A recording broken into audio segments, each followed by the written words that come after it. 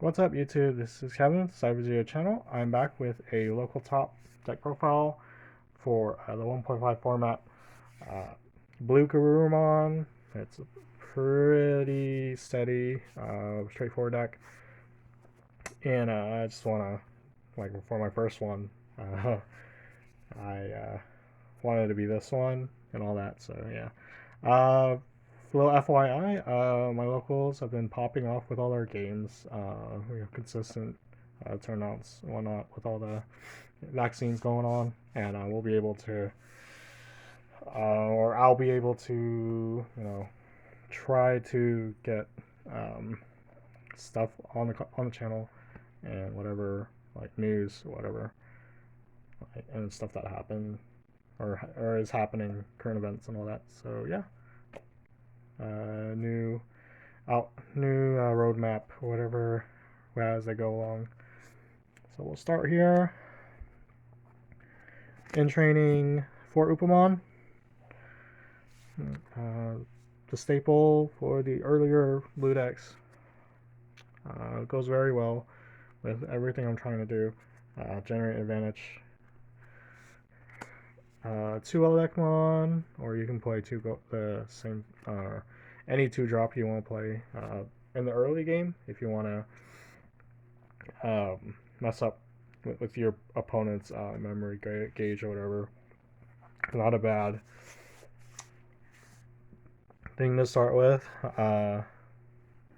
Is almost, or if you want to play something that has a source skill or whatever, then you're free to do that. I like to play these. I've learned. Then I'm playing two the starter deck Gabumon that bottoms a Digivolution source from your opponent's Digimon. That's level 5 or less. Pretty solid in the early game. If your opponent has like a blocker that loves, or like something that has a skill, as a source skill, like something annoying, pretty good for removal.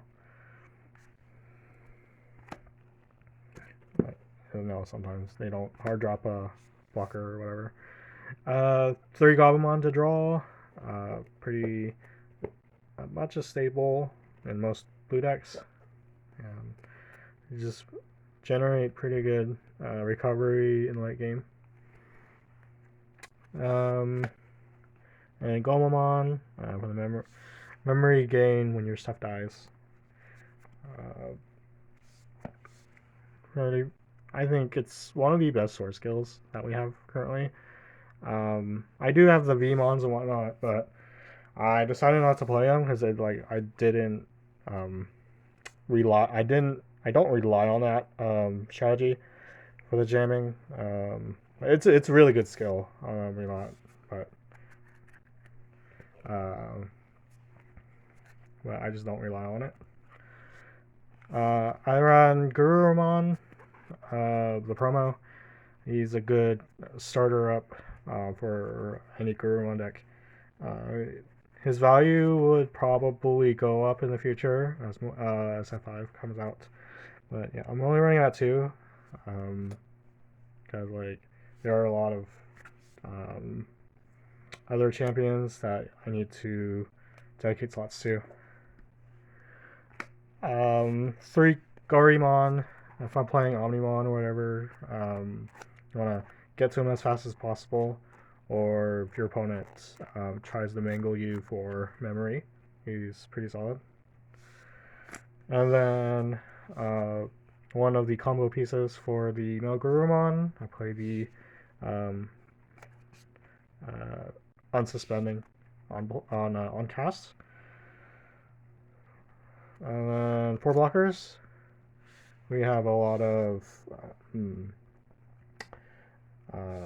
people that play that they dedicate like slots for blockers too. So it's kind of like a little buffer to try to slow the game down, because if you don't have any, then it kind of feels bad if you try to aggro your way anyway. I was like, it's kind of like a counter intuitive thing.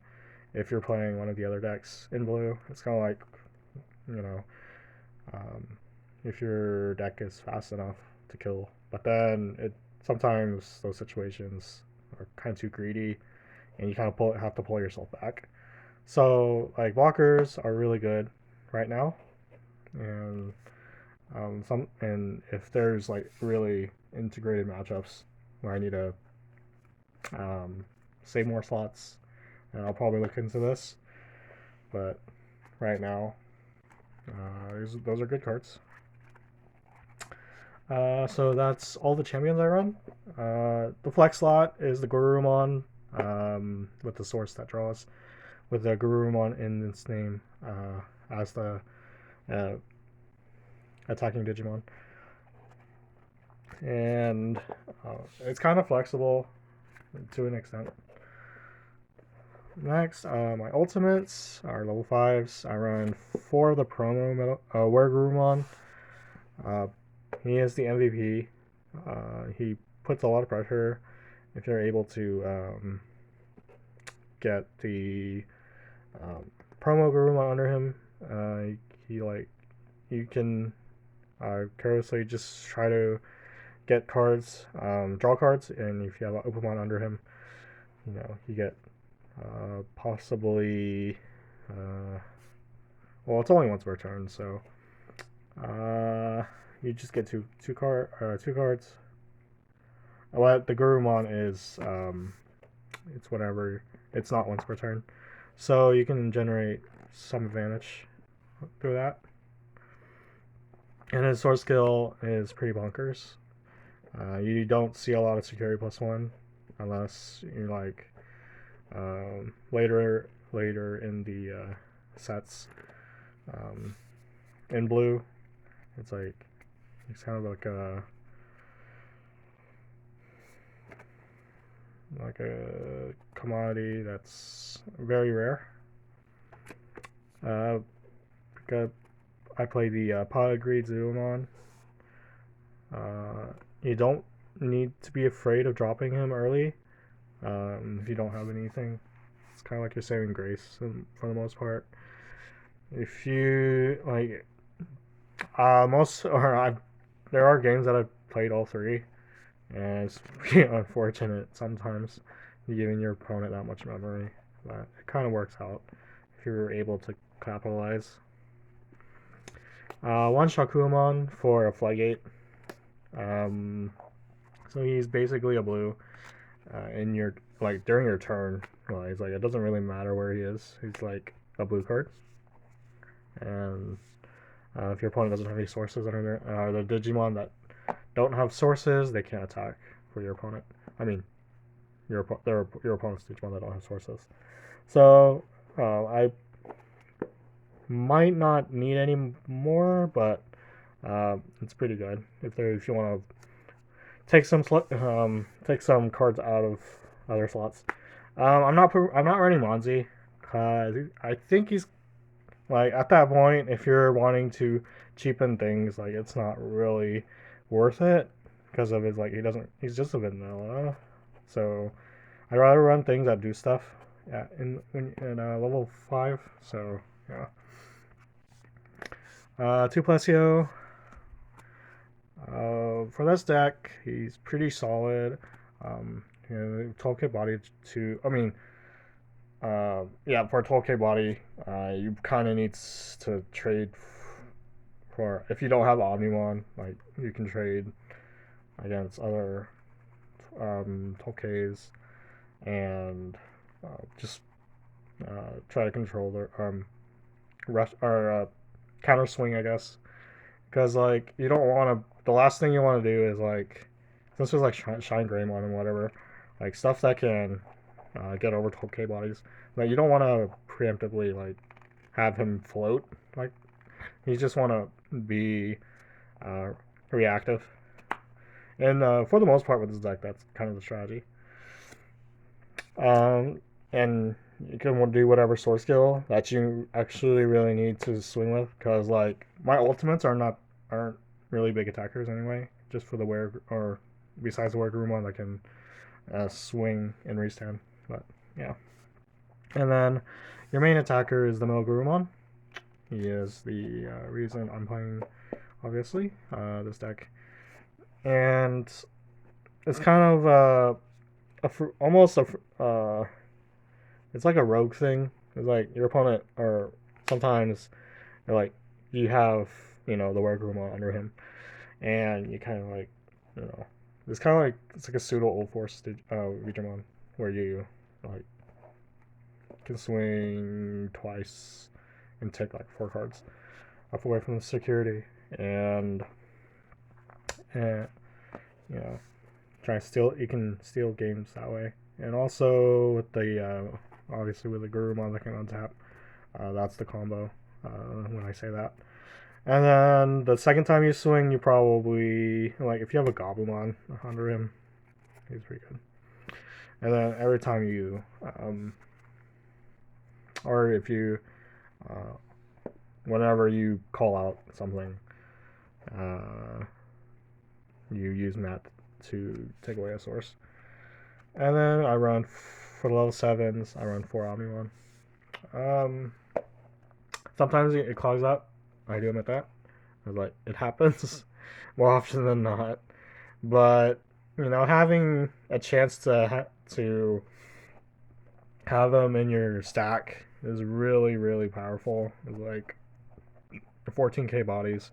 Not wanna, um, trying to swing at you. Very tempo changing card. And I play it reactively. I don't play it proactively because it's like there's a lot of outs to this now. There's like way too many to account for, but at the same time they have to do something with it or they die.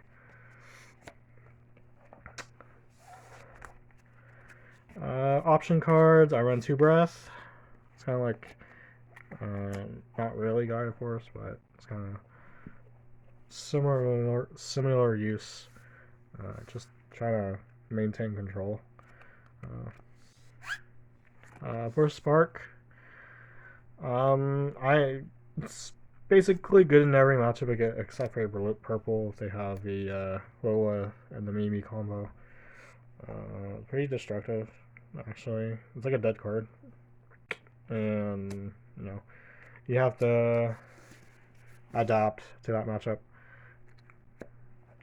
Like every other time, and then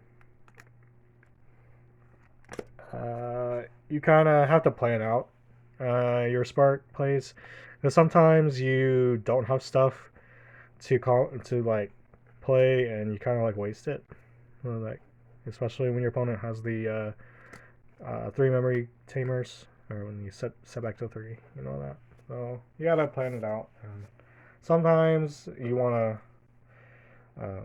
hold on to it. And then lastly, I run 3 Mat. You can run Davis. It's a dig, and digging is really good in this game. But I try not to dedicate slots for it. It's kind of bad, but your opponent doesn't really respect this most of the time. So it's kind of like it evens out. But you never want to hard drop it. Except it's early. Except early game. Kind of have to make do. But most of the time, it's you kind of need the 3 reset at the same time. So at the 14-minute mark. So basically the build. My wins were red starter. You just have to outlast whenever there's like a new person or whatever, like best of 3. Like you have to just play through the game and not die or brick. You should pull through because all their decks have blockers, so it's not so uneven. So yeah. And they're like 12Ks and they're random option cards. My second match was against a Ragnarlord. I went 2-1. I beat it. I basically bricked game 1, and then Game 2 was basically the Omnimon Onslaught. It's like I could uh, build at least two, uh, almost in succession and all that. So you know, it's like taking out their sources is really good against. It was a red base with Zubamon line, and he tried to fish for his stuff, and sometimes it would whiff. It's got lucky there.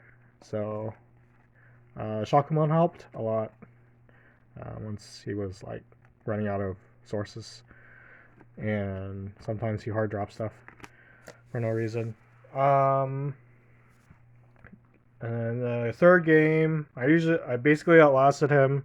There was like a breath and an Omnimon in my security early game, and then he just ran out of steam. I started to flood the board and whatnot. Game 3 was the one I lost. Got 2-0'd by a Blitz Greymon.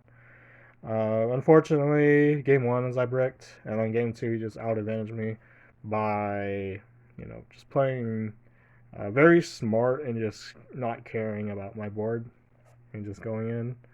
Like Blitz, like Digivolve is pretty terrifying. Um, and like if he can get his stuff out early, then yeah, there's really not much I can do. I didn't see an Omnimon, but like I didn't want to doubt it. So the redeeming game, game 4 or match 4, I played a purple deck, Lilithmon and Mimi. It's like all the good stuff for purple. Like he played a bunch of option cards, Trump Sword, Night Trade. Um, Played uh, the Raremon fetches options. Purple Matt is pretty busted. If you're like your opponent draws or fetches up or gets a Trump Sword or whatever back, that's pretty damning. They have to concede a turn, but still it's still control.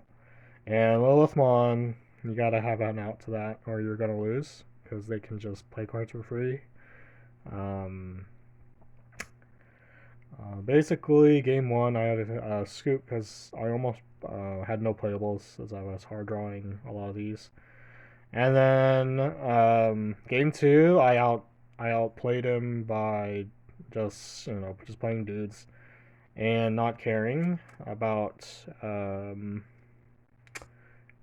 his options, and he kind of got his mat late in game 2, and I was able to Metal Garurumon and just flood the board.